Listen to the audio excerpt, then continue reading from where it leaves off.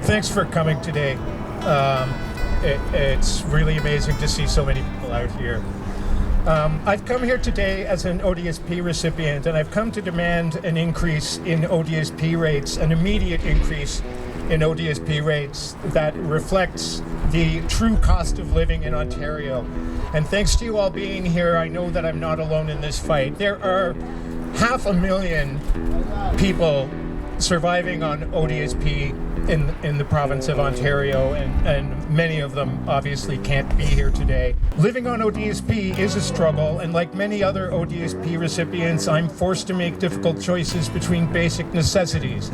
Is it going to be food or rent or bills or medical expenses? It's time for this government to hear our voices and act. And I know that if we all work together, we can make a difference. And I know I can count on you to demand justice for people with disabilities and continue to fight until we get the change we need. Thank you very much for listening. Please stick around. It's going to be a really great day with lots of great speakers.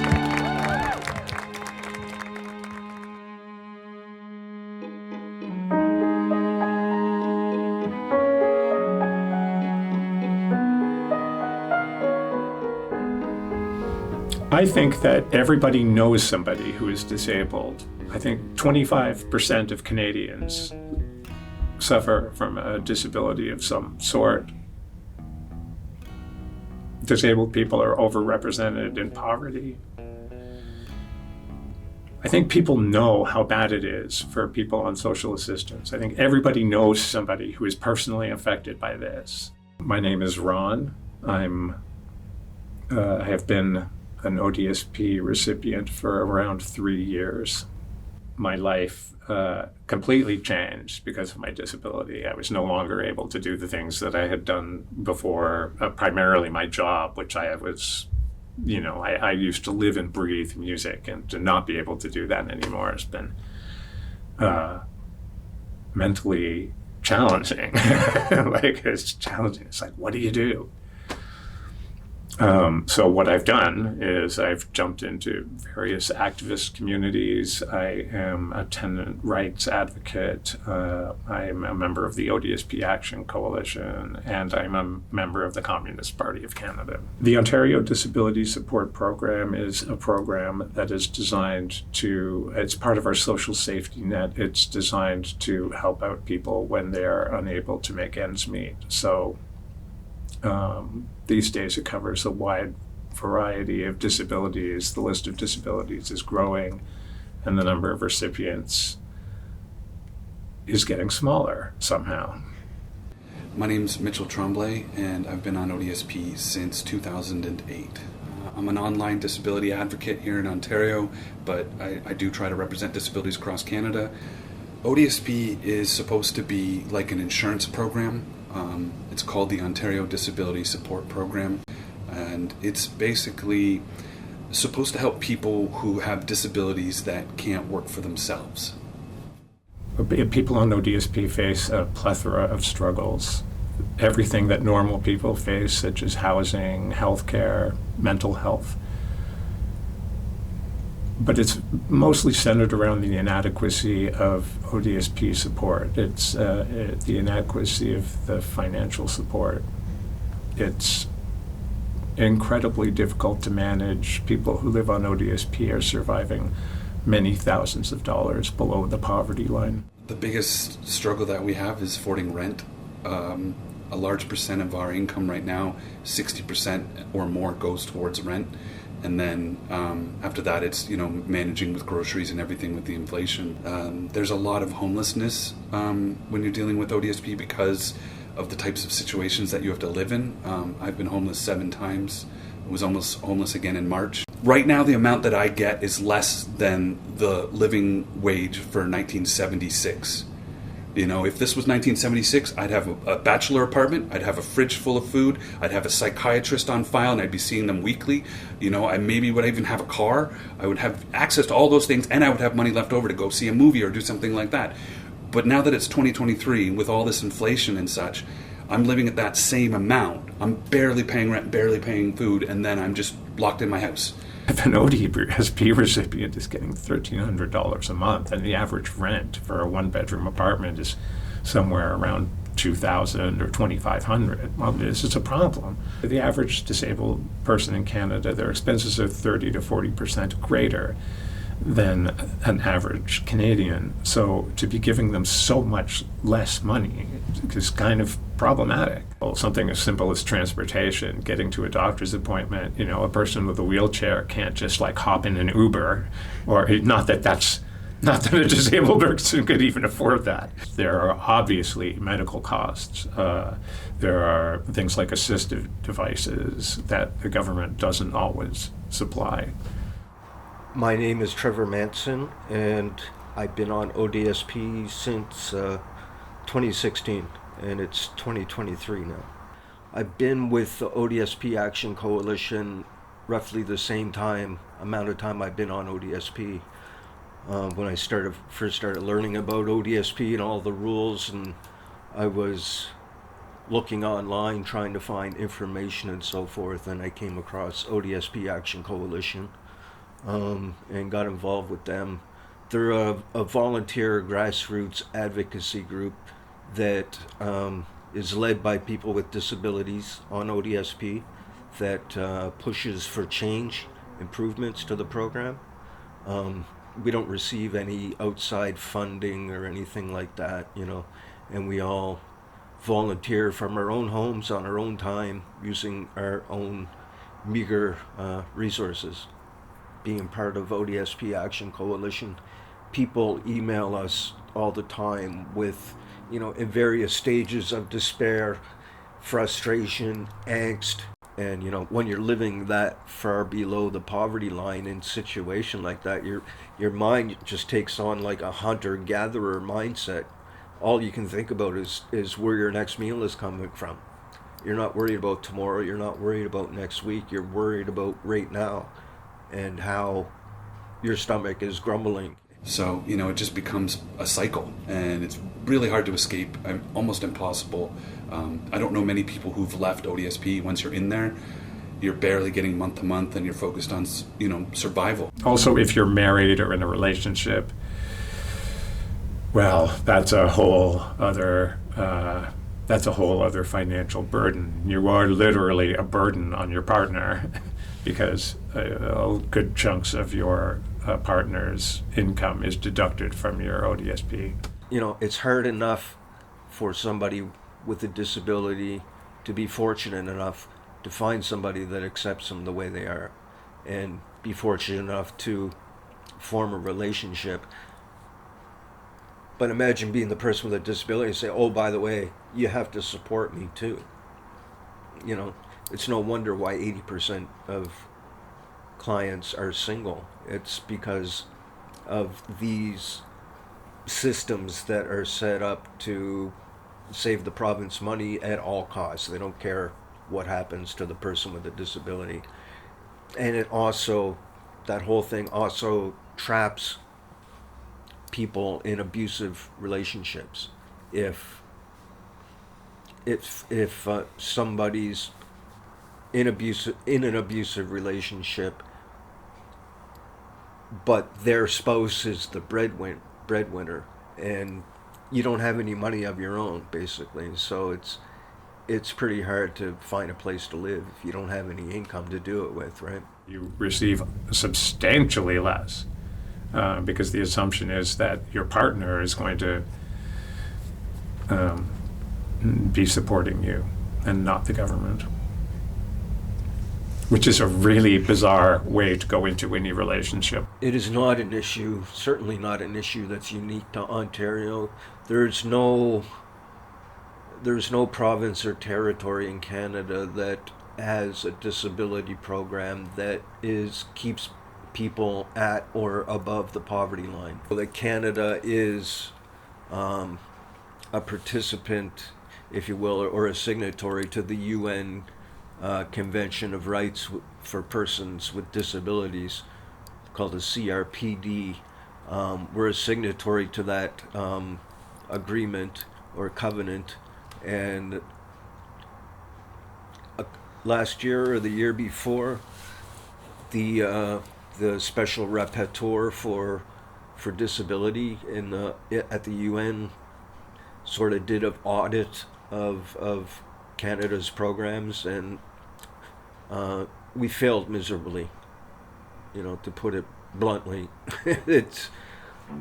we were scolded and chastised for the way that people with disabilities are treated in this country.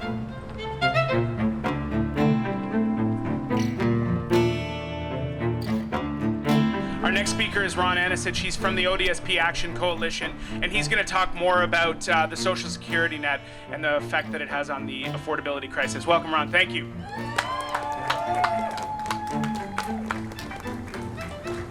Thanks, Jack. In this province and across this country, we're in the midst of a devastating cost of living crisis, and this has pushed countless individuals and families to the margins of society. The rising cost of housing, food, utilities, and other basic necessities have placed an unbearable burden on people who were already struggling to make ends meet. Our current social assistance rates have become grossly inadequate in the face of skyrocketing costs. The disparity between the cost of living and stagnant social assistance rates leaves recipients of these programs mired in deep poverty. Make no mistake, the real challenge facing many disabled Canadians is survival. We urgently need to ensure that food banks and programs like MAiD do not become replacements for an inadequate social safety net. We need the same dignity in life that our government currently only offers us in death. And we must address the underlying issues that perpetuate poverty and inequality. That includes building deeply affordable housing, jobs with living wages, providing fully funded public health care in the spirit of the Canada Health Act, and guaranteeing a quality education for everyone. By working together and going out into our communities and organizing, we have the power to improve the lives of countless individuals and families and create a society which values equality, justice, and compassion. A livable society is within reach, so let's go out and make it happen. Thank you very much.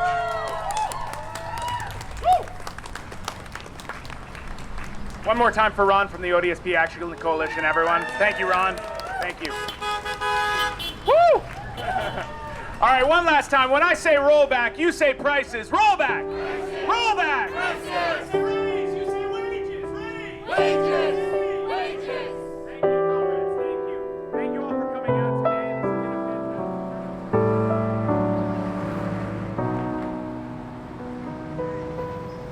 today. I first learned about MAiD in 2021. It's a medical assistance in death program. I knew about the program, I didn't know the terminology for it. It's been around since 1996 with the Latimer case and a lot of stuff back there where it was about dignity in a end-of-life type situation where you had no chance of recovery. It was a terminal illness type deal. And then within the past several years, I think since 2006, there's been a lot of campaigns to modify that with a type 2 C7 add-on, which would be purely mental illness. And that's the one that I would really like to apply for because I don't see a future. And so part of MAiD is coercion because of these supports being so meager. The way it looks is governments would rather give you the resources to help you die than to give you the resources that would enable you to live a fulfilling life. It's a medically necessary thing that we, largely imagine is only going to be used in very few cases. The stories we're hearing in the media are leading us to believe that it's mostly being used by poor and disabled people and veterans because they see a life in front of them that they know is not manageable. There are a lot of people that are not having their needs met and are living in such dire circumstances that they would rather end their lives than continue living in dire poverty,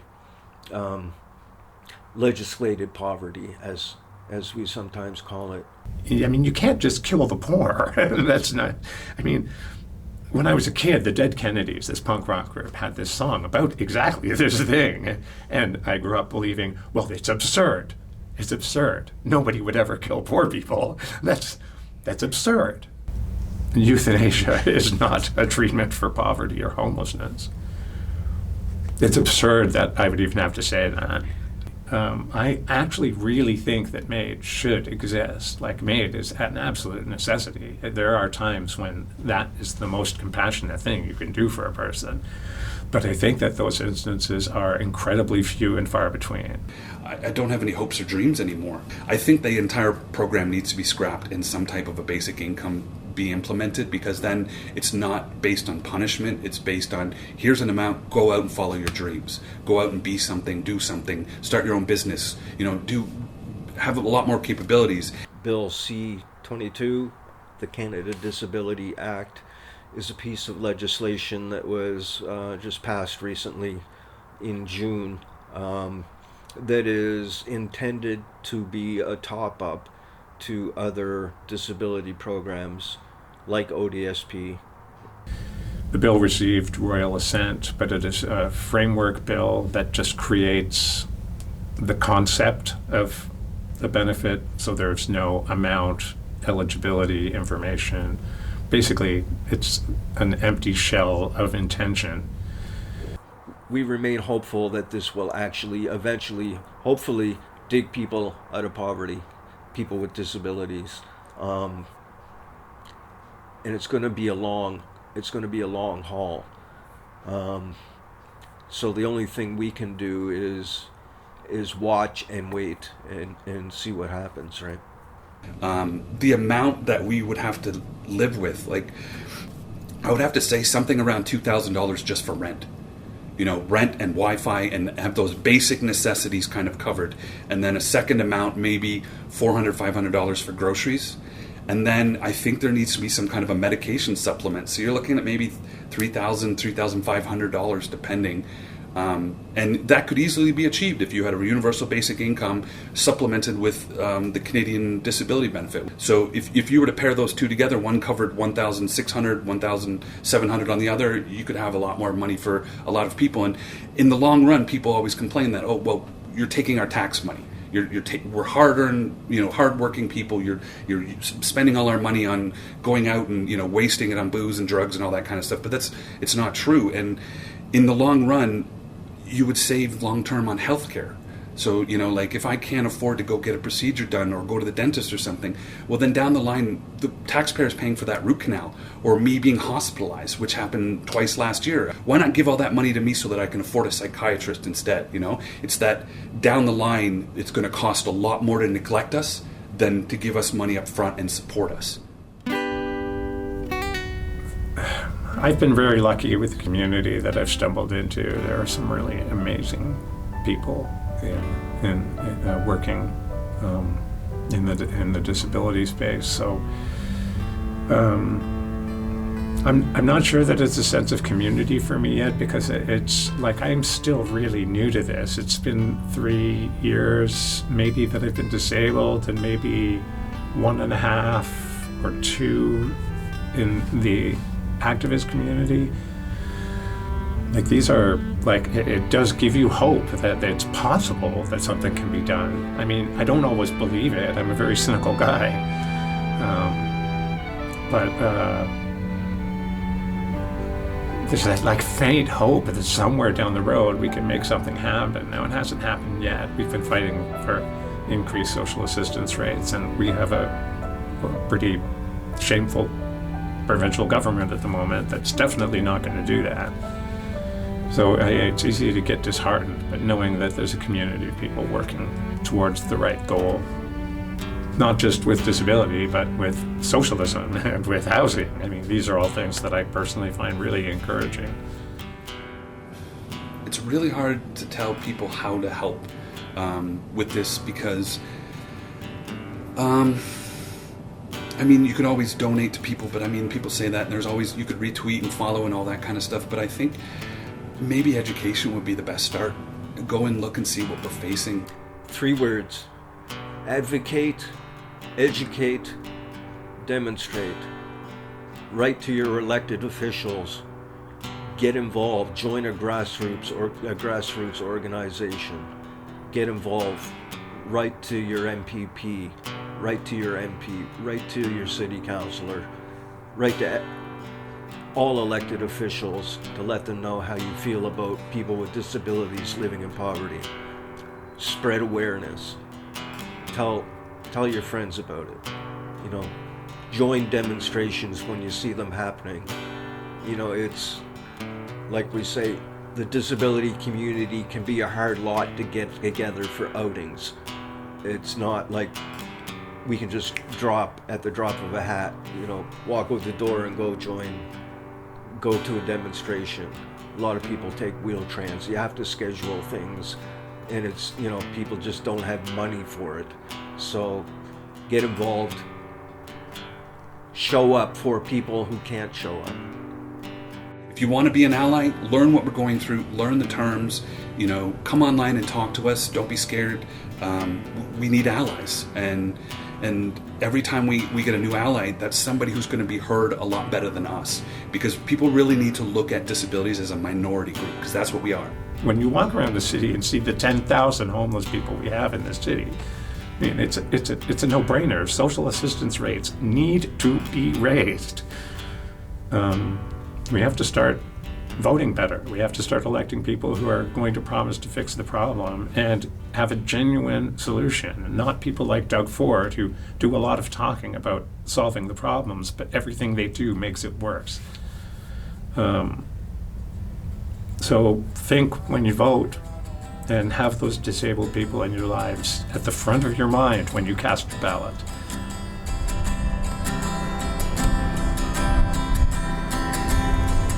You give the finger to the poor, you say that we refuse to work.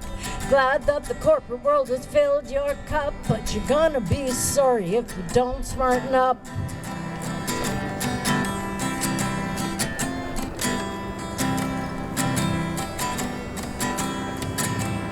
Everything is broken here, why can't you see beyond your fear? Wages go down and the prices go up, but you're gonna be sorry if you don't smarten up.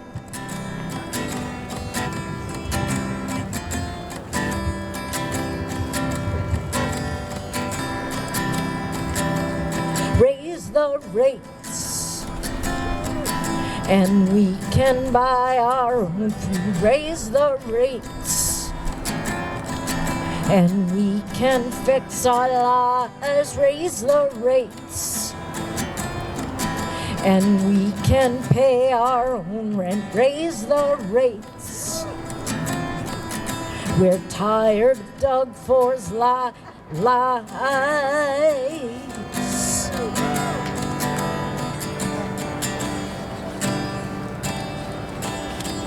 The corporate world will shit on you. They're cold and ugly. They will use everything to prop them up, but you're gonna be sorry if you don't smarten up.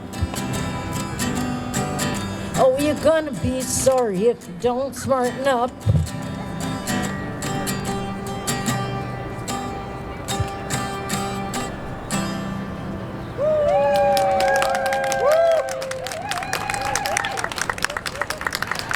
Yeah, it's the same song that I play at every rally, and I wouldn't have to play that if they would just raise the rates.